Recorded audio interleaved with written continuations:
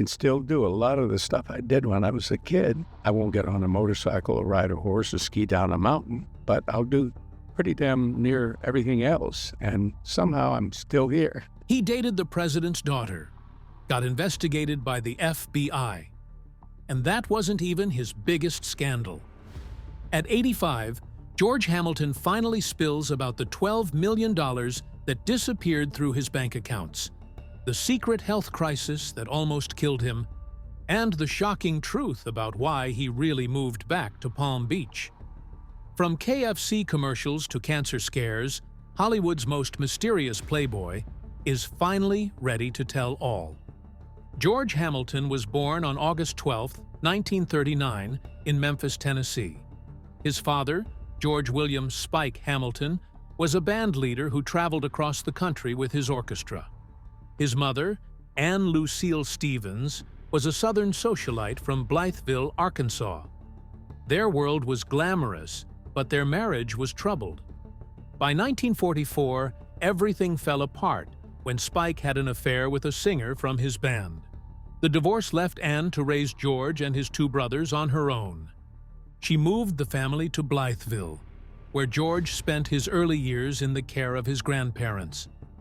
Life there was peaceful, filled with Southern charm and stability. But in 1947, both grandparents passed away unexpectedly. This loss changed everything.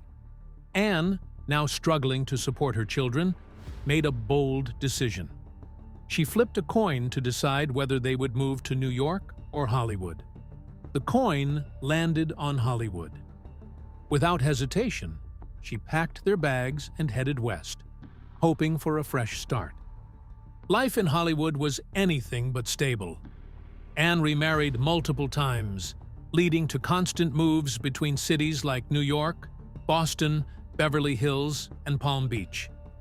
George attended elite boarding schools, military academies, and private institutions, adapting to new environments again and again.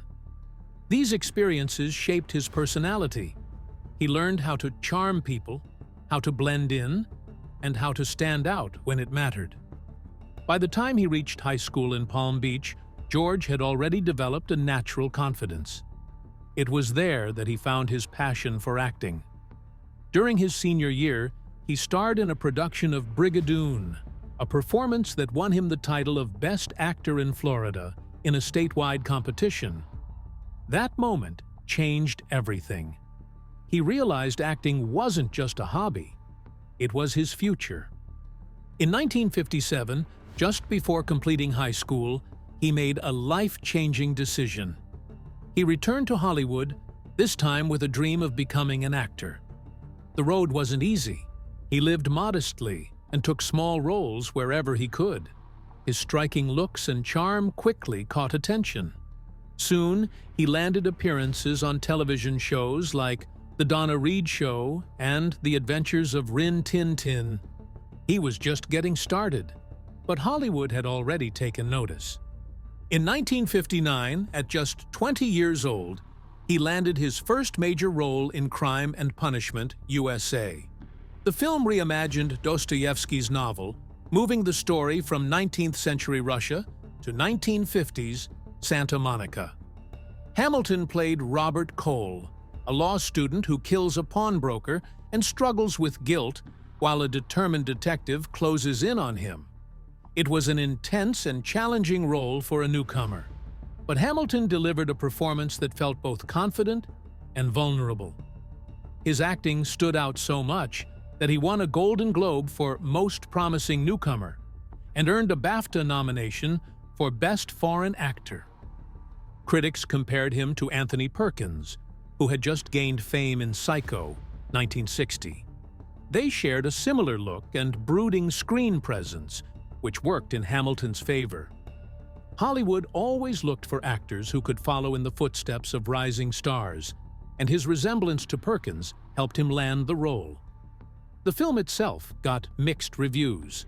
Some praised its noir-inspired cinematography and jazz-infused score, while others felt it strayed too far from the original story. But one thing was clear: Hamilton had made an impression. Even though the movie had a small budget, it proved he could carry a film as a lead actor. Before stepping into Hollywood films, Hamilton built experience in television. In 1958, he appeared in The Veil, a supernatural series hosted by Boris Karloff. Production issues kept the show from airing, but it later gained a cult following as the greatest television series never seen.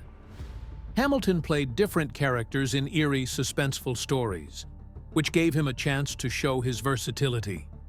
Around the same time, he also appeared in The Donna Reed Show, a popular family sitcom.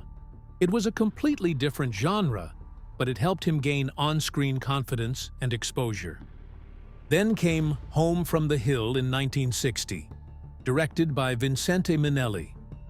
The film told the story of a wealthy but troubled Southern family.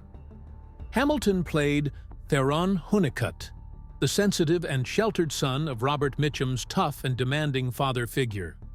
It was a coming-of-age story, filled with family conflicts, expectations, and heartbreak.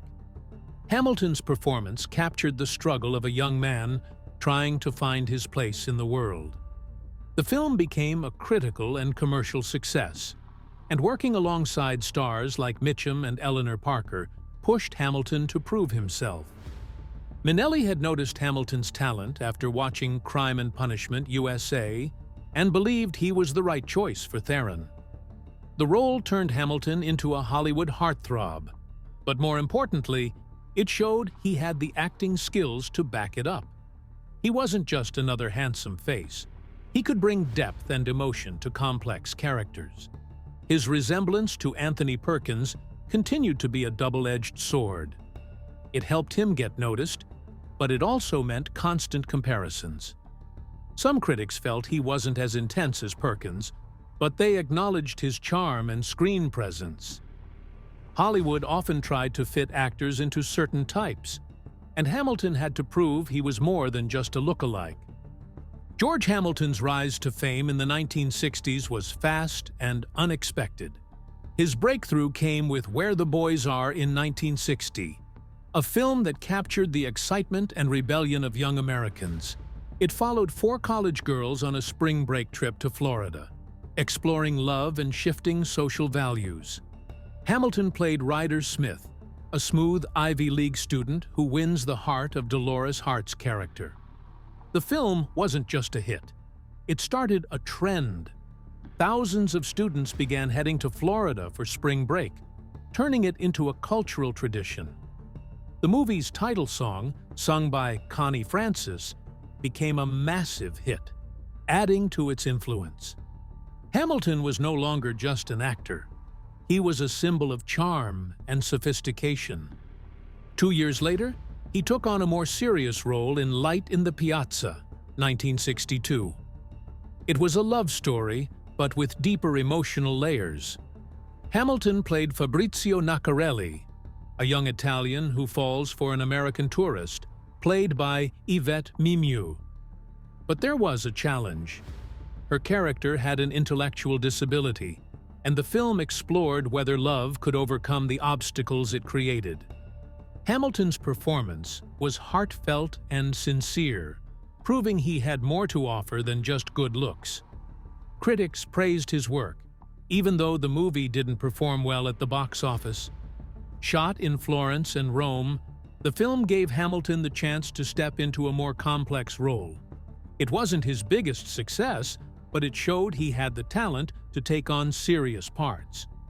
By the late 1970s, Hamilton's career took a surprising turn. Instead of playing another romantic lead, he leaned into comedy. Love at First Bite, 1979, reimagined Dracula as a stylish vampire forced to move to New York after being kicked out of his castle by communist officials. The idea was ridiculous, but it worked. Hamilton played Dracula with a mix of charm and self-awareness, making the character both funny and oddly likable. His famous tan stood out against the traditional pale vampire look, adding to the humor. The film became an unexpected hit, earning over $44 million despite its low budget. Hamilton's performance earned him a Golden Globe nomination, proving he could make audiences laugh just as easily as he could play a romantic lead. Some critics thought the humor was uneven, but the film gained a cult following. Hamilton continued his comedic streak with Zorro, the Gay Blade, in 1981. This time, he played two characters, Don Diego Vega, the legendary Zorro, and his flamboyant twin brother Ramon, also known as Bunny. When Zorro gets injured, Bunny takes over, bringing his own dramatic style to the role. His version of heroism involved flashy outfits and theatrical moves, making the film a mix of action and humor. Some critics felt the jokes relied too much on stereotypes, but others saw it as clever and ahead of its time. The film didn't make as much money as Love at First Bite, but it earned Hamilton another Golden Globe nomination. It proved he wasn't afraid to take risks and play with his own image. Despite his success, Hamilton faced challenges throughout his career. His good looks made Hollywood typecast him as a charming playboy, limiting the roles he was offered. But he refused to let that define him. He showed glimpses of his depth in Light in the Piazza and later broke expectations with his comedic performances. He also stepped behind the scenes, producing Evel Knievel in 1971, a biopic about the famous stuntman. It was another example of how he took control of his career instead of waiting for the right role to come along. Hamilton once joked that he was a third-rate actor but a first-rate con man. But the truth was different. He knew how to adapt, how to keep himself relevant, and how to make the most of every opportunity. He wasn't just a Hollywood heartthrob. He was a survivor in an industry that often forgets its stars as quickly as it makes them. George Hamilton's life was more than just Hollywood glamour. It was filled with high-profile romances, political intrigue, and financial scandals that kept him in the headlines for decades. His relationships weren't just about love. They often had deeper connections to power and influence, making his story one of the most fascinating in Hollywood history. In 1966, Hamilton started dating Linda Bird Johnson, the daughter of President Lyndon B. Johnson. At the time, Hamilton was 26, and Linda was 22. Their relationship was a spectacle from the start. They made appearances at the Oscars, attended Mardi Gras, and even vacationed in Acapulco. Hamilton spent Easter at the LBJ Ranch and was a guest at Linda's sister's wedding in Washington, D.C. The public saw a glamorous couple, but behind the scenes, President Johnson had serious concerns.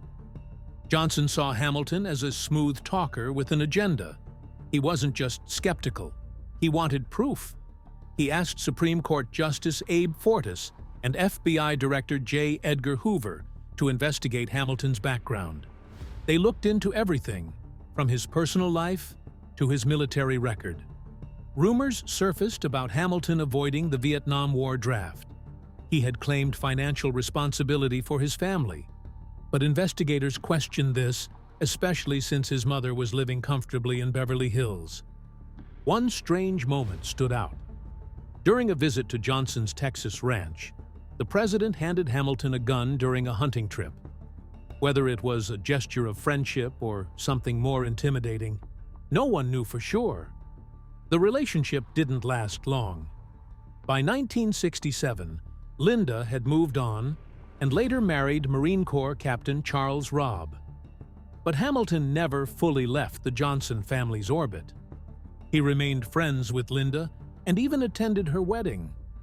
More than a decade later, Hamilton found himself involved with another powerful woman, Imelda Marcos, the wife of Philippine dictator Ferdinand Marcos. They met in 1979, when Hamilton was promoting his film Love at First Bite. Their friendship quickly deepened, and Imelda reportedly provided financial support for Hamilton's projects. Years later, court documents revealed shocking details. More than $12 million of stolen Philippine funds had been funneled through Hamilton's accounts. The money was used for multiple purposes, including the purchase of a Beverly Hills mansion and funding a film project about General Douglas MacArthur's love life. Hamilton claimed he returned $5.5 million to a Hong Kong bank connected to Marcos Associates. But investigators found that much of the money ended up back under the Marcos family's control. Hamilton was named an unindicted co-conspirator in a racketeering case, but he denied any wrongdoing. He insisted that his relationship with Imelda was purely social. He even credited her with saving his mother's life by inviting her to the Philippines after his brother's death. But investigators believed Imelda had a strong influence over Hamilton's financial decisions. Evidence suggested that loans secured by his Beverly Hills estate were directly tied to her. Hamilton's involvement with powerful women didn't stop there. Over the years, he built a reputation as one of Hollywood's most charming playboys. He once claimed that no one in Hollywood had dated more than him, and his long list of relationships seemed to support that. He was linked to at least 4 Miss Worlds, as well as some of the most famous actresses and socialites of his time. He had high-profile romances with Elizabeth Taylor and Alana Stewart. His marriage to Alana Stewart in 1972 was anything but typical. They tied the knot in Las Vegas, with Elvis Presley's manager, Colonel Tom Parker, as the best man. 2 years later, on September 30th, 1974, they welcomed their son, Ashley George Hamilton. Their marriage seemed picture-perfect, but by 1976, it was over. Most divorced couples go their separate ways, but George and Alana stayed unusually close. Nearly 2 decades later, they even co-hosted a talk show together. George and Alana aired in the mid-1990s and gave audiences a look at their playful and affectionate dynamic. Their chemistry was undeniable, proving that their bond had never really faded. They had gone from husband and wife to best friends, something rare in Hollywood or anywhere else. Their son, Ashley, grew up in the entertainment world and followed his parents into acting. In 1993, he made his debut in Beethoven's Second and later appeared in Iron Man 3 in 2013. His personal life, however, was filled with challenges. At just 19, he married actress Shannon Doherty, after knowing her for only 2 weeks. The marriage lasted 5 months. He also struggled with addiction and eating disorders, but eventually found stability through comedy and music. Through all of it, George and Alana stood by him, offering support no matter what. To this day, Ashley credits them for always being there. In the late 1990s, George's life changed again when he began a relationship with swimsuit model Kimberly Blackford. Though they never married, they had a son, George Thomas Hamilton Jr., on December 6, 1999. Known as GT, he was raised with discipline and structure. He attended Admiral Farragut Academy, a military school in Florida that both his father and half-brother had also attended. Even after George and Kimberly split, they remained committed to raising GT together. As he grew up, he developed an interest in politics and leadership. Despite the significant age gap between them, he and his father formed a strong bond filled with humor and mutual respect. George often called raising GT his second shot at parenting and took great pride in his son's ambitions. Meanwhile, George and Alana's relationship remained as strong as ever. Even after Alana remarried to rock star Rod Stewart, George stayed close to her family, even becoming a father figure to her children from that marriage, Kimberly and Sean Stewart. Over the years, there was talk of George and Alana remarrying, but they decided they had the perfect arrangement as it was. They spoke every day, shared meals, and supported each other no matter what. George Hamilton has always known how to turn his image into a business. By the late 1980s, he was already famous for his deep tan, smooth charm, and effortless Hollywood style.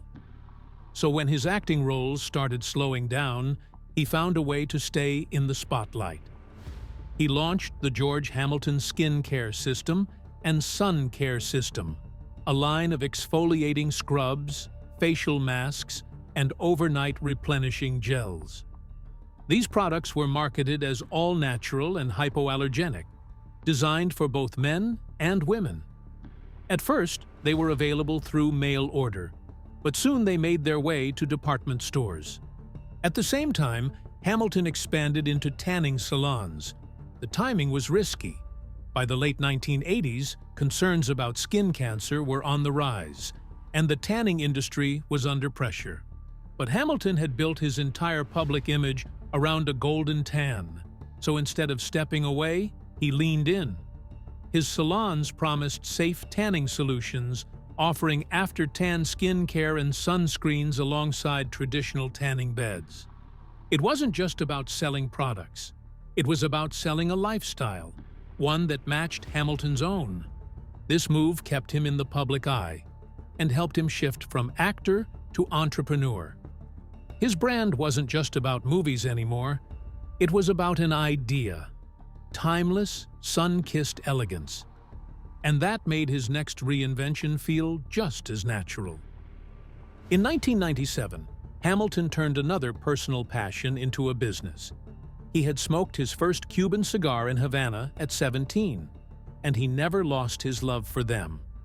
That year, he opened Hamilton's Cigar Lounge at the New York Hotel and Casino in Las Vegas. It wasn't just a place to buy cigars, it was a full experience. The lounge had an exclusive back room called the Club Car, designed to look like a luxurious rail car with red velour banquettes. It had a custom cigar menu featuring 15 blends under Hamilton's name, and servers carried double guillotine cigar cutters for the perfect finish. Hamilton didn't just put his name on the cigars, he worked with master blenders to create premium products like Hamilton's Reserve, which featured Connecticut wrappers and Dominican fillers with hints of coffee, chocolate, and cinnamon. Some cigars even had playful names like King George and Zorro, a nod to his Hollywood career. For a while, the lounge was a success, but by early 2000, the cigar bar trend was fading, and competition in Las Vegas was growing. The lounge eventually closed, but it had served its purpose. It was another perfect extension of Hamilton's image. Elegant, indulgent, and timeless. Then, in 2016, Hamilton surprised everyone with his most unexpected role yet. He became Colonel Sanders. KFC had been running a campaign where different actors took turns playing the famous fast food icon, and Hamilton was chosen to promote their extra crispy chicken. The ads leaned into humor. He wore the classic white suit but kept his deep tan, playing up the idea that this version of the Colonel had spent a little too much time in the sun. It was a perfect blend of self-awareness and showmanship. The campaign was a hit, and KFC brought him back in 2018 for another round of commercials. Younger audiences loved the playful twist, and longtime fans appreciated Hamilton's ability to embrace his own image with humor. Meanwhile, George Hamilton found a new way to entertain audiences when he stepped into reality television. Even in his 60s, he proved that charm and humor could take him just as far as talent. In 2006, at 66 years old, he joined Season 2 of Dancing with the Stars. He was paired with professional dancer Edyta Sliwinska and quickly became a fan favorite. His movements weren't as sharp as the younger contestants, but he made up for it with personality. One of his most memorable performances was a Zorro-inspired dance where he wore a mask and swung a sword, a clear tribute to his 1981 comedy, Zorro, the Gay Blade. Even though he was recovering from knee injuries, he made it to the 6th round before being eliminated. His time on the show wasn't just about the competition. It was about the way he carried himself, always lighthearted, always entertaining. 3 years later, Hamilton took on a different kind of challenge. In 2009, he joined the UK version of I'm a Celebrity, Get Me Out of Here, and headed into the Australian jungle. It was a strange setting for someone known for polished suits and a permanent tan, but he handled it with the same humor and class he brought to everything. Fans saw him as a favorite to win, but on November 30th, he surprised everyone by leaving voluntarily. He had joined for fun, not for the prize, and he left the same way he had entered, on his own terms. Aside from reality TV, Hamilton continued making guest appearances in scripted television. In 1975, he starred in an episode of Columbo titled A Deadly State of Mind. He played a psychiatrist who used hypnosis to commit murder, proving he could pull off both sophistication and villainy at the same time. He returned to Columbo in 1991 for Caution: Murder Can Be Hazardous to Your Health, this time playing a crime show host who killed a rival. His smooth demeanor made him the perfect fit for roles like these, where charm masked something darker underneath. Even decades later, Hamilton had no problem stealing the scene. In 2016, he appeared on the sitcom Two Broke Girls, playing a charming older gentleman named Bob. It was a small role, just one episode, but his comedic timing gave the character extra flair. Whether he was playing a murderer or delivering a quick joke, Hamilton had a way of making every role memorable. In 2015, he took things a step further by starring in his own reality series, Stewart's and Hamilton's. The show aired on E! And followed his blended family, including his ex-wife Alana Stewart, their son Ashley Hamilton, and Alana's children from her marriage to Rod Stewart. It wasn't just about fame, it was about family, aging gracefully, and staying relevant in a world that often forgets its stars. Hamilton came across as a father figure with effortless charm, someone who knew how to enjoy life no matter what stage he was in. The show only lasted one season, but it gave fans something they hadn't seen before: a real look at the man behind the Hollywood image. Throughout his career, Hamilton had played many roles, but in Stewart's and Hamilton's, he wasn't acting. He was simply being himself. Moreover, George Hamilton has spent decades perfecting his signature bronzed look, but years of sunbathing eventually took a serious toll on his health. His love for tanning began early and never faded. He used sun reflectors long after most people gave them up. He spent hours under the sun and even turned to tanning beds to keep his golden glow. But over time, the damage became impossible to ignore. After multiple skin cancer scares, he had to undergo medical procedures to remove cancerous lesions from his forehead and ear. In 2024, a complication from surgery left him hospitalized for 4 days after a suture popped unexpectedly. This was a wake-up call. Hamilton finally made the switch to safer tanning alternatives. Now, instead of relying on the sun, he uses auto-bronzing creams, including one he once sold on QVC.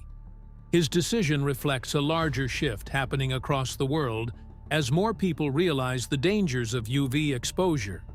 He went from being one of the last celebrities to embrace artificial tanning to someone who openly advocates for sun safety. Looking back, he admits that a tan may look good, but the risks are simply not worth it. Beyond his change in skincare, Hamilton has also become more focused on his health. At 85 years old, he follows a strict diet that keeps him feeling young. He avoids sugar, calling it the worst thing a person can consume. His meals focus on organic greens, brightly colored vegetables, and omega-3 rich fish. He follows principles from the Mediterranean diet and longevity research, believing that food is the key to staying energetic. Every day, he drinks smoothies packed with kale, goji berries, almonds, and bananas to ensure he gets all the nutrients he needs. Processed foods are completely off the table. He also practices fasting 4 times a year, sometimes for as long as 9 days. He believes it helps detoxify his body and keeps his organs strong. On top of that, he takes an extensive list of supplements, including vitamins E, C, A, D, B complex minerals, CoQ10, fish oil, and melatonin. This routine has helped him maintain his sharp mind and smooth skin, even as he approaches his late 80s. Despite all his years in Hollywood, Hamilton has found himself drawn back to a place that shaped him in his youth, Palm Beach. In 2024, he made his return, marking a full-circle moment in his life. He spent much of his teenage years here, attending Palm Beach High School and learning how to navigate high society. His mother, a socialite, and his father, a society band leader, introduced him to an elite world where charm and style were just as important as talent. As a young man, he frequented Green's Pharmacy and even had run-ins with John F. Kennedy. He later described Palm Beach as both a prep school and a finishing school, teaching him the skills that would define his image in Hollywood. Now that he's back, he's embraced the social scene just as he did in the past. He's often seen at Swifties at the Colony Hotel, a historic spot once visited by icons like the Duke and Duchess of Windsor. Dressed in finely tailored suits or colorful sweaters from Worth Avenue boutiques, he effortlessly blends into the glamorous surroundings. Over lunch, he entertains guests with stories from his Hollywood years. Some locals have even suggested he should run for mayor, but he laughs off the idea. He's not interested in politics. His only focus is enjoying life. But even at 85, Hamilton is not just looking back. He's preparing for a one-man show that will tour the United States and Europe. The show will highlight the best moments of his career, from films like Home from the Hill, 1960, and Light in the Piazza, 1962, to his time playing Hank Williams, Evel Knievel, and even Colonel Sanders in KFC commercials. True to his style, he plans to mix in plenty of humor, sharing behind-the-scenes stories and personal anecdotes. Fans can expect tales about his early days teaching ballroom dancing and the time he drove a vintage Rolls-Royce just to keep up appearances when money was tight.